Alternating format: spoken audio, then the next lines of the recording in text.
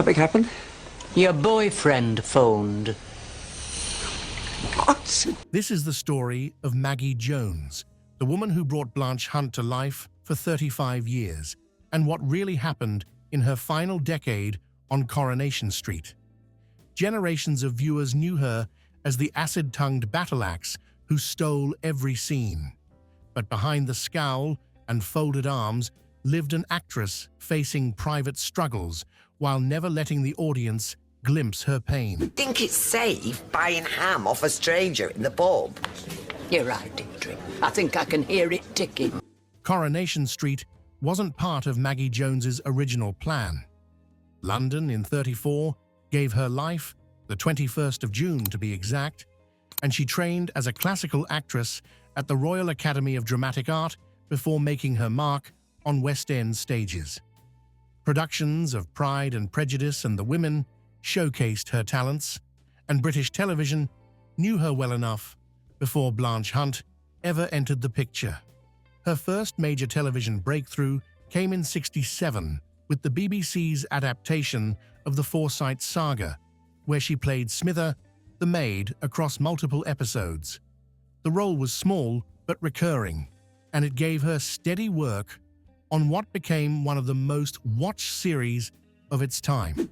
Ken is not gay. Just because things seem all right in the bedroom department. Between '73 and '75, she landed the role of Polly Barraclough in the BBC drama Sam, alongside Mark McManus, and this part actually became so well known that it nearly cost her Blanche Hunt later.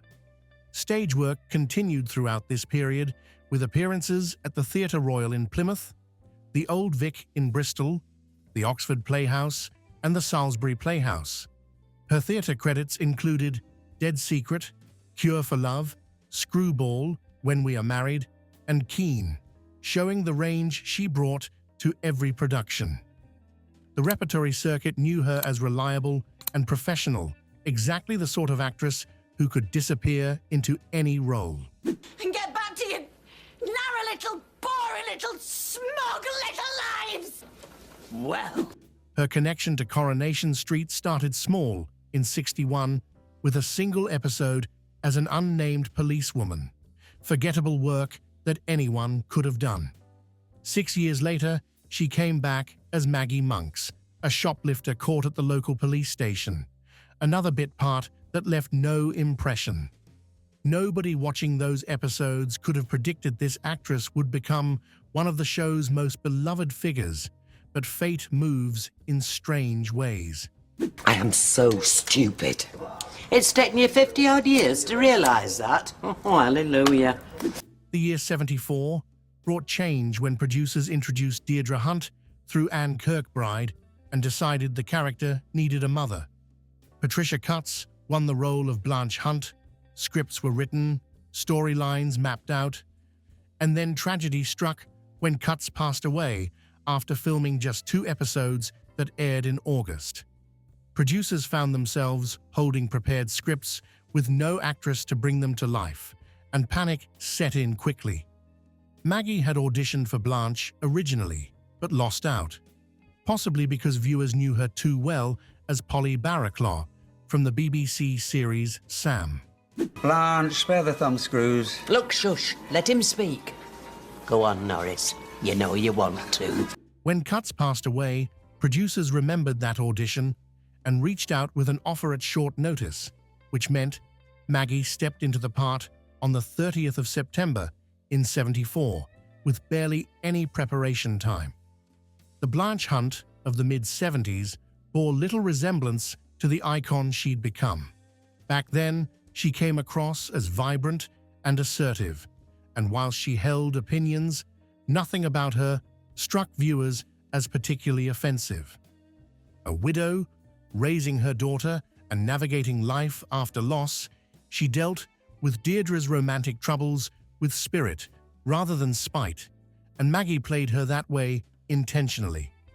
Those early storylines focused on the mother-daughter dynamic between Blanche and Deirdre, with Blanche often playing the concerned parent worried about her daughter's choices in men. You've been outed. Look, I am not homosexual. Then the cock crew. The character attended Deirdre's wedding to Ray Langton, and later storylines brought her back to support her daughter through the marriage's collapse. When Tracy was born in '77, Blanche returned as the proud grandmother, showing a softer side that would gradually disappear over the years. The show used her sparingly during this period, bringing her in for major family events and then writing her out again when the story no longer needed her presence. Going to see a play with a homosexual? He'll be using moisturiser Oh, next. for God's sake, Mother, you were the one. This pattern continued through the late '70s and early '80s, with Blanche appearing just often enough to remind viewers she existed, but not frequently enough to become a fixture. Regular cast membership lasted until '76, then brief returns happened when story demanded it. Tracy's birth in '77 brought her back. Deirdre's marriage collapse to Ray Langton in '78 required another appearance, and the wedding to Ken Barlow in '81 called for her presence. Each time she brought warmth to the character, but the scene-stealing presence hadn't emerged yet. Television kept Maggie busy through the '80s and '90s with work on the Barchester Chronicles, the Beiderbecke tapes, In Sickness and in Health, plus guest spots on Dalziel and Pascoe, Goodnight Sweetheart, Heartbeat, and Peak Practice. Character actress work suited her perfectly. He's thinking of doing another degree. Oh, that'll be it. An MA in wiping tables. Be funny if it won't. The reliable sort who could slot into any production and deliver exactly what directors needed without fuss. Marriage to John Oliver Stansfield in '71 gave her personal stability. A lawyer from wealth whose family holdings included estates in London and Gloucestershire. One property sat adjacent to Berkeley Castle on 100 acres with extensive gardens and parkland, and Maggie's devotion to Roman Catholicism shaped the life they built together, comfortable and seemingly content. Well, I wouldn't want my money in a bank that were using it to buy you your dinner. Well, I'm sure it's not going to be your money they're going to be using. Coronation Street came calling again in '96, wanting Blanche back, and Maggie agreed to what looked like another brief appearance. But when she returned properly as a series regular in '99, everything had shifted. The vibrant, moderately opinionated woman of the '70s had vanished, replaced by something altogether sharper. This new Blanche cut people down with words, acid-tongued and gloriously offensive, in ways that said what everyone thought but wouldn't dare voice. Her one-liners landed like punches, observations came without mercy, and her timing hit perfectly every single time. Did one of your university pals say something you didn't like? No, they didn't. Only 'cause you didn't tell them. Look, I'm calling it a day. Those folded arms and that trademark scowl delivered put-downs sharp enough to draw blood. When she looked at Ken Barlow and told him, "You're going to have to learn to take pleasure in the misfortunes of others, Ken, or you're going to have a very miserable old age." Viewers couldn't help but laugh at the brutal honesty. She described someone as having skirt no bigger than a belt, too much eyeliner, and roots as dark as her soul. And the line became instantly quotable. When Peter and Leanne announced plans to open a bar together, Blanche's response was immediate and cutting. An alcoholic and an arsonist open a bar? Sounds like the start of a joke. The writers kept feeding her these gems, and she delivered every single one with perfect deadpan seriousness. I hope you are brighter and bubblier with your university pals, the Boffin Brigade. BBC News called her Weatherfield's best-loved battle axe and praised her brutal honesty and withering put-downs, whilst the Daily Mirror lauded her superb comic timing. TV critic Patrick Frayne wrote that Blanche was all curmudgeonly gallows humor and insensitivity, getting all the best one-liners, and he praised Coronation Street's ability to write fantastic older characters in an age dominated by young people with their slang and texting. The character became so popular that compilation videos of her best moments started circulating, and fans would tune in just to see what outrageous thing Blanche would say next. Michael Barrymore, Elton John, all married before they went the other way. Mother. January of '99 saw John pass away at 72 in Westminster, London, ending 28 years of marriage and leaving Maggie widowed. Throwing herself back into work as a regular cast member at 64 might have been exactly what she needed, but the demanding schedule came at an age when most people start thinking about retirement, and that's when the truth about Maggie's final decade begins revealing itself. Blanche Hunt was winning awards and stealing scenes, growing more popular than ever, but Maggie herself fought battles the audience never witnessed. Long periods of ill health struck in '99, the same year she rejoined as a regular cast member. Specifics stayed private, but the severity meant time away from the show to recover. And then 2003 brought another illness serious enough to require several months off. The pattern became clear, even as details remained hidden. Because Maggie's health was crumbling beneath her, none of this touched her performance, which stands as the remarkable part. When cameras rolled, Blanche Hunt appeared fully formed without a crack in the facade. Comedy timing never faltered, one-liners kept flowing, and viewers had no clue the woman delivering them was dealing with serious health issues, a testament to professionalism and dedication to craft.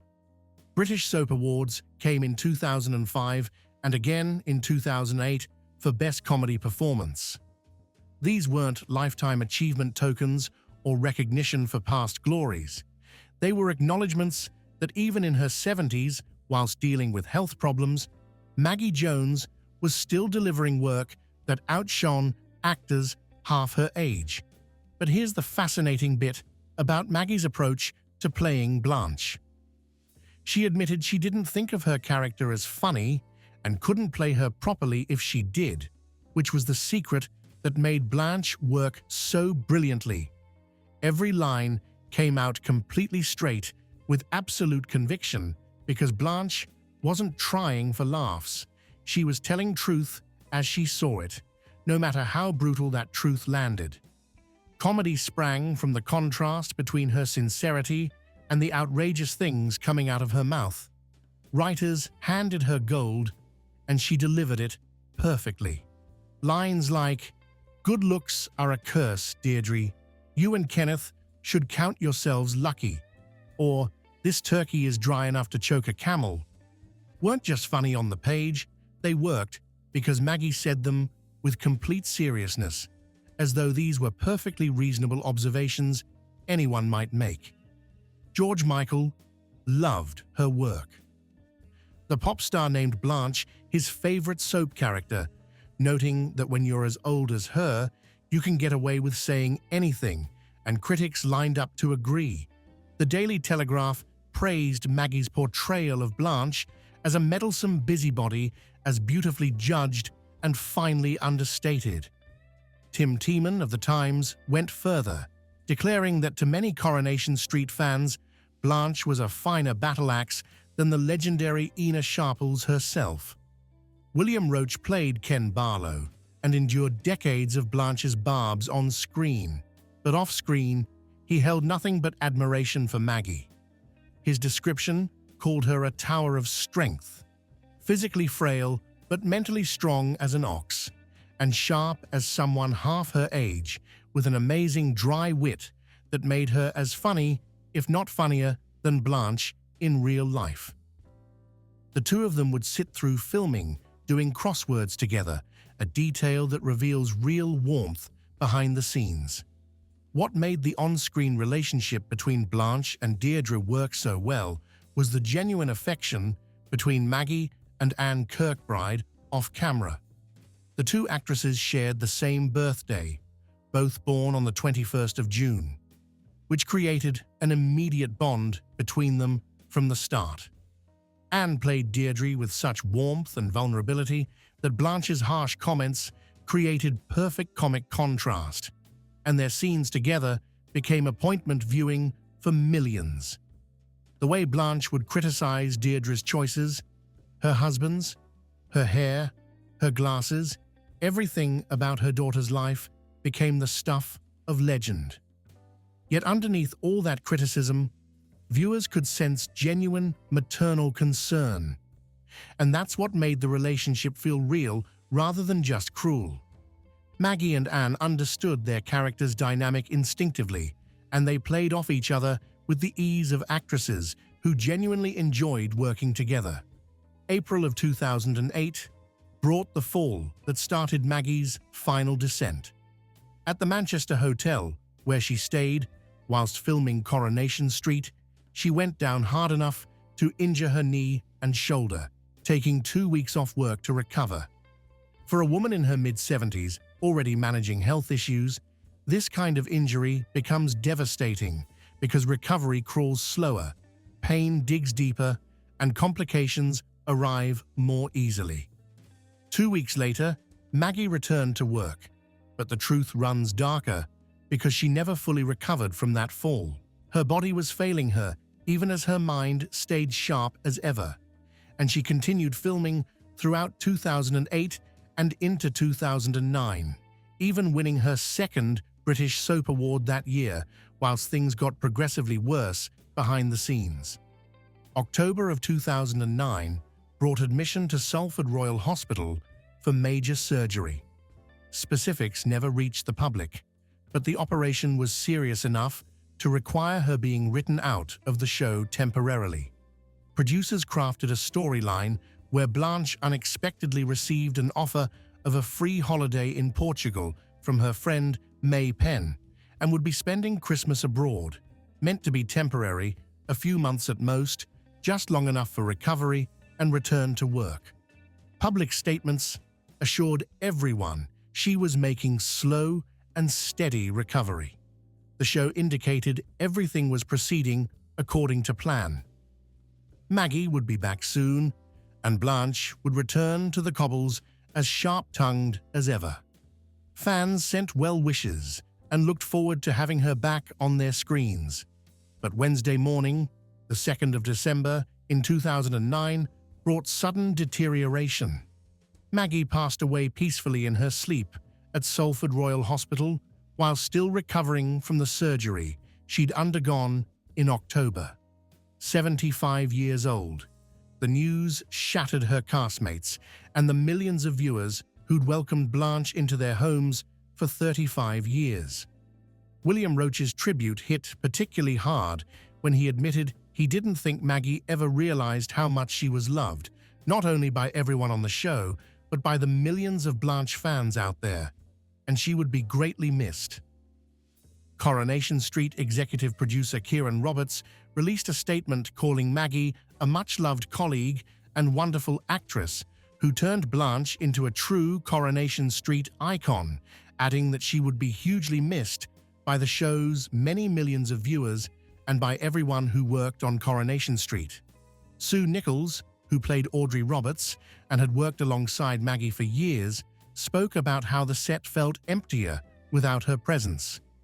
Craig Gazy, who played Graham Proctor, remembered her kindness and professionalism despite her failing health. Young Brooke Vincent, just 17 at the time, and playing Sophie Webster, was devastated by the loss of someone she considered a mentor and friend on set. 9 days after her passing, Maggie's final scenes as Blanche went out on the 11th of December in 2009. The episode airing on the 3rd of December carried a dedication to her memory, and viewers watched those final moments knowing they'd never see her again, knowing this was truly goodbye. St. Peter's Catholic Church in Clerkenwell, London, hosted her funeral on the 15th of December. Reports described it as a beautiful and dignified private service with family and close friends in attendance. Then the 25th of February in 2010 brought a public memorial service at Salford Cathedral where the Coronation Street cast turned out in force. William Roach delivered a moving tribute, calling Maggie a unique and truly wonderful actress and our on-screen, live-in, scene-stealing battle axe, words that brought both tears and laughter from the congregation. Anne Kirkbride attended, despite being visibly emotional throughout the service, struggling to say goodbye to the woman who'd played her mother for so many years and who'd shared her birthday. Sue Nichols, Craig Gazy, and Brooke Vincent all came to pay respects, and young Brooke's poem stood out as particularly touching, a personal tribute she'd written herself that captured what Maggie had meant to the younger cast members. The cathedral filled with cast members, crew, and fans, all there to celebrate a life dedicated to making people laugh. Producers faced a delicate question about what to do with Blanche. Pretending she remained in Portugal indefinitely was one option, or they could give the character the send-off she deserved, and they chose the latter. May of 2010, 6 months after Maggie's passing, brought Coronation Street's storyline of Blanche's passing. Peter Barlow went to collect her at the airport only to discover Blanche had passed away earlier that day, devastating Deirdre completely. Then May Penn, played by June Whitfield, arrived from Portugal carrying news that surprised everyone because Blanche hadn't just been house-sitting. She'd fallen in love and become engaged to a man named Arnold, shocking Deirdre, who had no idea. And even more surprising was hearing that Blanche regularly referred to her affectionately as Dee Dee, a nickname nobody knew existed. The ending gave the character beauty she deserved. Even in passing, Blanche held secrets, had found love, and showed a softer side she'd kept hidden from everyone. Ken later discovered instructions Blanche had left for her funeral, including a request for a formal will reading and a final barbed comment about her dog Eccles that stayed perfectly in character right to the end. The truth about Maggie Jones's departure from Coronation Street isn't scandalous revelation or dramatic falling out. This is a story about an actress who loved her work so deeply that she kept going even when her body was breaking down. Work continued through ill health in '99, pushed through more illness in 2003, recovery from a serious fall in 2008, and she came back to deliver award-winning performances.